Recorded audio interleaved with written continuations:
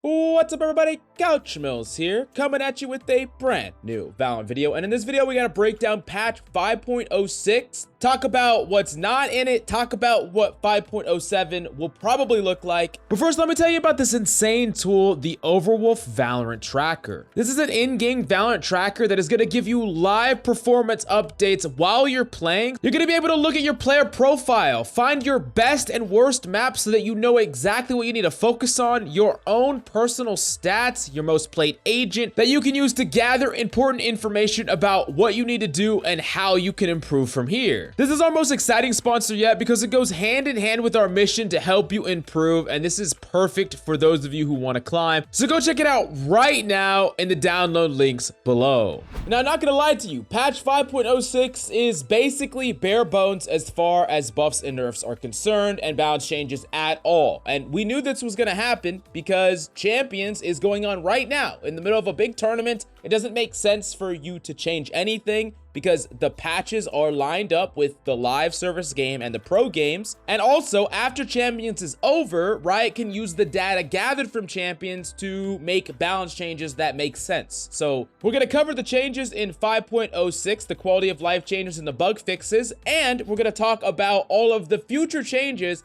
that are going to come based off the data that we already have based on Champions. So before we actually talk about that, it's actually 5.05. For whatever reason, Valorant tweeted out 5.06. I don't know. But regardless, we're talking about it. So primarily, this is social updates. You can't report yourself anymore. They fix a lot of bugs, like one that prevented you from joining a party that you were kicked from after they invited you again. They fixed another one where there was an agent select problem where you couldn't report a player if the game has been going for over 30 minutes, and a number of different quality of life features that if you want to really read into it, you can. We're going to put the link down below. But the more interesting thing is the next patch and what is going to be in that patch based off Champions. And we can deduce what is going to be in there based on what is seeing play right now, things that they have already done that didn't do enough, and overall what has been happening at Champions. So there's several key things that we can assume will happen. The first thing, we got to talk about Chamber.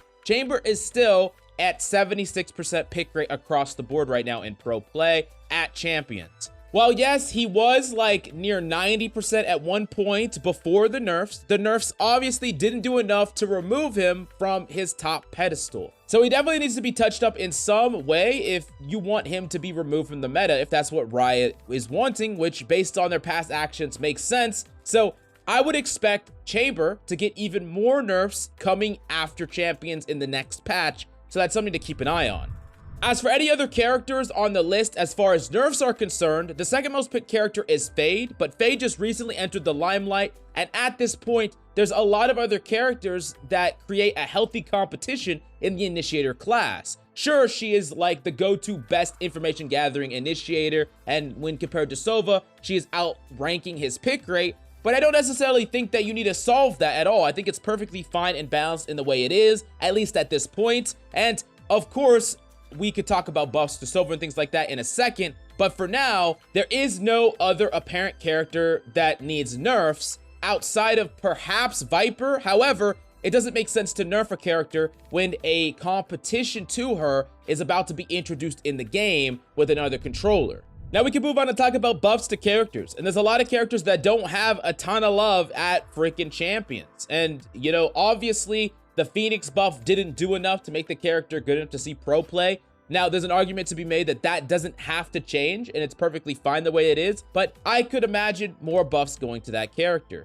I think the most interesting category, of course, is the Sentinel category, where Sage is, like, less represented than she ever has been. Cypher and Killjoy are also very underrepresented, with Killjoy seeing a little bit of play on only really Ascent. I think buffs across the board, quality of life changes across the board to these three characters, in addition to slight nerfs to Chamber, would balance out the role much better. The Initiator role right now looks a lot more balanced in comparison, so I think it would be a really good idea to buff these characters in some way, and that's pretty much universally agreed on, especially Cypher buffs. Now, we've talked about it before. The controller category is pretty balanced outside of Viper, but the new introduction of the new controller that could be a competition to Viper means that that role is pretty much something you shouldn't touch until the next agent is introduced. So we can wait on that.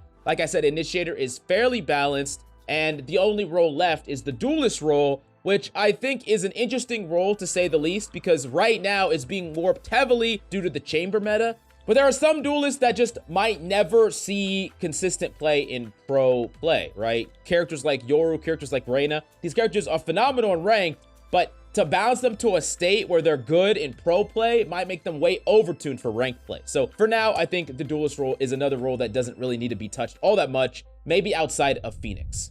Now, the most interesting statistic that has come out of Istanbul is undoubtedly the weapon statistics, specifically the Phantom versus the Vandal, where the Vandal is outpacing the Phantom in pick rate at pro play 3-1. And we did a whole video breaking down the fact that that is absolutely a crazy figure. And it's also crazy that every single agent, the majority is picking the Vandal. So even on controllers, even on characters like Viper and Astra, characters that you would think, yeah, the Phantom is better on these characters, you're not seeing it. You're really not seeing it. You're seeing the overwhelming pick rate on the Vandal, regardless of the agent, regardless of the map, and across the board. And it's to a 3-1 ratio, which is just nuts.